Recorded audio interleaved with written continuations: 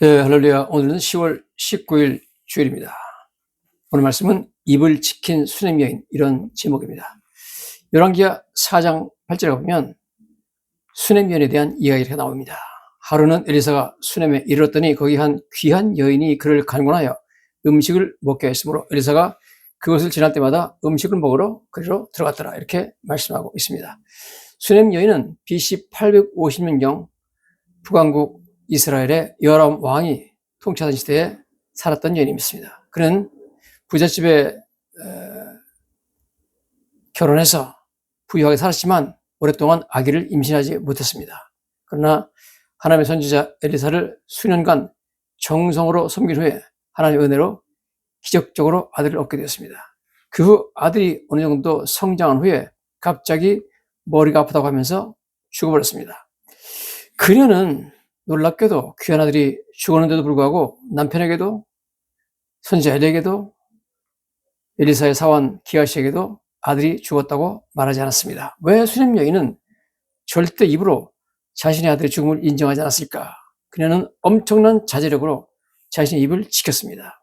자신의 입에서 나오는 말이 엄청난 위력을 가지고 있다는 것을 알았기 때문이었습니다. 수냄 여인은 다윗 왕의 아내가 되었던 아비갈처럼 현명한 믿음의 여인이었습니다. 그녀는 하나님께서 반드시 자신의 아들을 살려내실 것이라는 흔들리지 않은 믿음을 가졌으며, 내가 아들이 죽었다고 인정하면 그것이 하나님께서 아들을 살려내는데 방해가 된다는 것을 저는 알았습니다. 그래서 반드시 하나님께서 내 아들을 살려낼 거기 때문에 아들이 죽었다는 것을 입으로 말하지 않습니다. 히브리인의 전통에 보면 히브리 사람들은 사람의 입에 사람을 살리고 죽이는 능력이 있다고 믿었습니다. 잠언 18장 21절입니다. 죽고 사는 것이 혀의 힘에 달렸나니 혀를 쓰기 좋아하는 자는 혀의 열매를 먹으리라. 즉 죽고 사는 것이 혀의 힘에 달렸다. 혀에 엄청난 능력이 있는데 사람을 죽이고 살리는 능력이 있다. 혀의 열매를 먹는다 하는 것은 혀는 혀에서 내뱉은 말은 씨가 돼가지고 언젠가 열매를 거둔다는 겁니다. 그러므로 여러분, 수냄 여인은 너무너무 참 자제력을 발휘해가지고 아들이 갑자기 죽은 이 엄청난 사건 앞에서도 아들이 죽었다는 것을 절대로 발설하지 않습니다. 내가 내 혀의 말로 아들을 살 수 있다고 믿은 거죠. 아브라함도 비슷한 믿음의 발언을 했습니다. 하나님께서 귀한 아들 이삭을 모래산에 가가지고 번제물로 바치라고 했지만 아들을 죽이려고 불과 칼을 들고 산에 올라오면서도 사원들에게 아들이 죽을 거라고 얘기하지 않았습니다. 예. 창세기 22장 5절에 보면 이 아브라함이 종들에게 이르되 너희는 나와 함께 여기서 기다리라. 내가 아이와 함께 저기 가서 예배하고 우리가 너에게로 돌아오리라. 저기 가서 예배하고 모래산에 가가지고 내가 아들 죽여가지고 나 혼자 오겠다 그렇게 하지 않고 저기 가서 예배하고 우리가, 즉 나와 이삭이 너에게로 돌아오리라. 그는 하나님께서 내가 아들 이삭을 죽여도 부활시킬 거라는 부활신앙을 가졌기 때문에, 그래서 아들이 죽을 것이다, 내가 아들을 줄 것이다, 그런 말은 아예 입 밖에 내지 않았습니다. 자기 아내 사라한테도 아들을 죽이러 간다고 얘기하지 않았습니다. 자, 그처럼 이 수냄 여인은 하나님께서 반드시 아들을 부활시킬 것을 믿었기 때문에 그가 입을 지킨 것은 거짓말한 것이 아니라 하나님의 부활의 능력을 믿은 믿음의 표현이었습니다. 그는 인생의 위기에서 그녀의 입의 말에 따라 아들의 미래가 저하된다는 것을 알았기 때문에 말조심을 하는 거죠. 아들의 죽음을 내가 인정하는 것은 부활의 기적이 일어나는 것을 방해할 수 있다고 믿었기 때문입니다. 그래서 그녀는 입을 굳게 지켰다, 그렇게 말하고 있습니다. 자, 성경 보면 이렇게 나와 있죠. 스토리가 열왕기하 4장 22절에 그가 남편을 불러 이르되 청하건대 사원 한 명과 나귀 한 마리를 내게로 보내셔서 내가 하나님의 사람에게 달려갔다 돌아오리다. 아들이 죽었으니까 남편한테 당연히 죽었다고 얘기해야 되는데 얘기를 안 하고 뭐라고 말하냐면 빨리 나한테 사원 한 명과 나귀 한 마리 보내달라. 내가 하나님의 사람 즉 엘리사한테 갔다 와야 되겠다 그럽니다. 그러니까 남편이 물어보죠. 초하루도 아니요 안식일도 아니거늘 그대가 어찌 오늘 그에게 나가고자 하느냐, 선지한테 왜 가려고 그러느냐. 여인이 이르되 평안을 비나이다. 와, 놀라운 이야기를 합니다. 남편이 보통 갈멜산에 있는 선지자 엘리사를 만나러 가는 날은 초하루나 안식일에 가는데 오늘은 그런 날도 아닌데 왜 선지한테 가려고 그러냐. 그러니까 여인이 당연히 아들이 죽어서 아들이 살려달라고 합니다. 그렇게 말해야 되는데 그렇게 얘기하지 않고 평안을 비나이다 그렇게 말하고 있습니다. 평안을 비나이다라는 말은 영어로 it will be well. 모든 것이 잘 될 것입니다. 잘 될 것이라고 했습니다. 와, 대단한 긍정의 여인이었습니다. 그래서 이에 나귀 안장을 쥐고 사환에게 이르되 몰고 가라 내가 말하지 아니하거든 나를 위하여 달려가기를 멈추지 말라 하고 드디어 갈멜산으로 와서 하나님의 사람 즉 엘리사한테 나아가니라.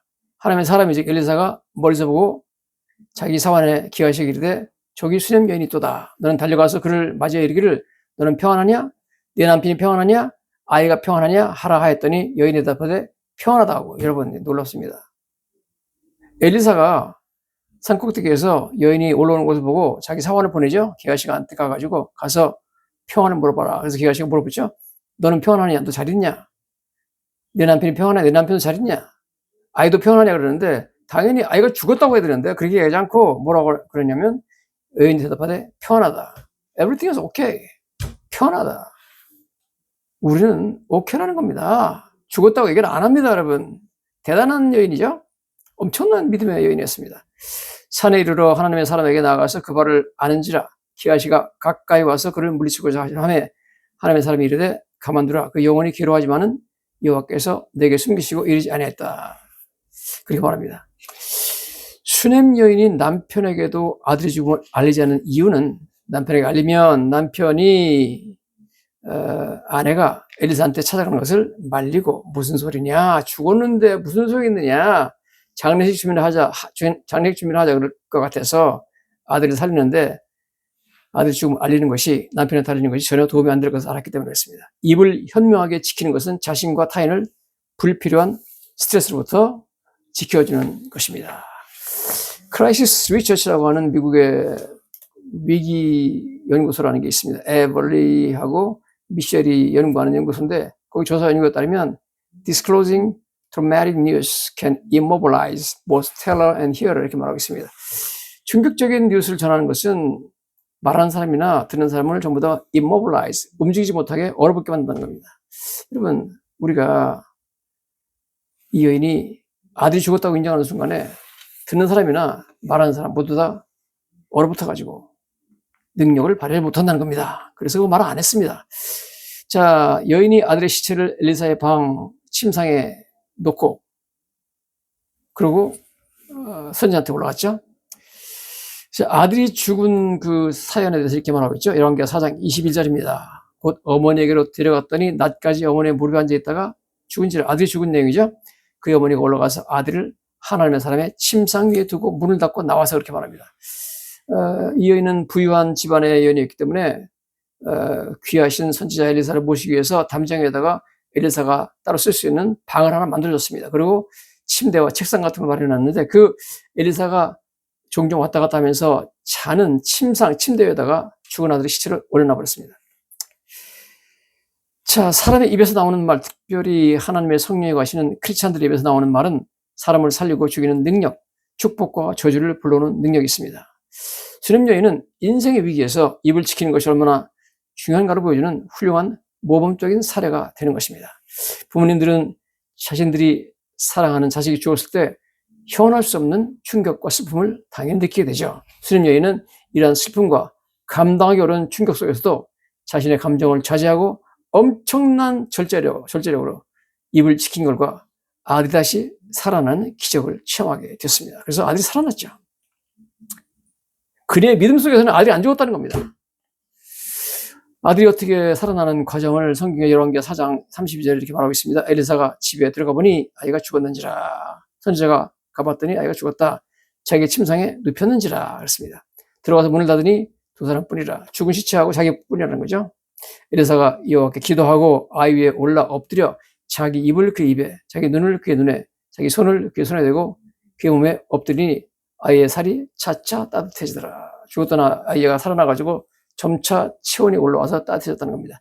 엘리사가 내려서 집안을 3번 이리저리 다니고 다시 아이 위에 올라 엎드리니 아이가 7번 재채기하고 눈을 뜬지라.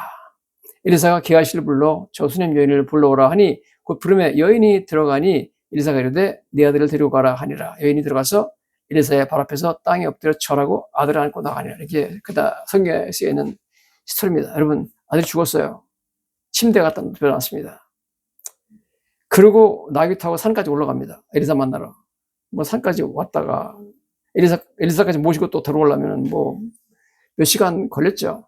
몇 시간 동안 시체였었는데 전능하신 하나님의 놀라운 능력을 말미암아 엘리사가 기도해서 아들이 살아나고 떠나갔던 혼이 다시 육체로 돌아오는 놀라운 기적을 하나님께서 행하신 것을 우리가 보게 됩니다.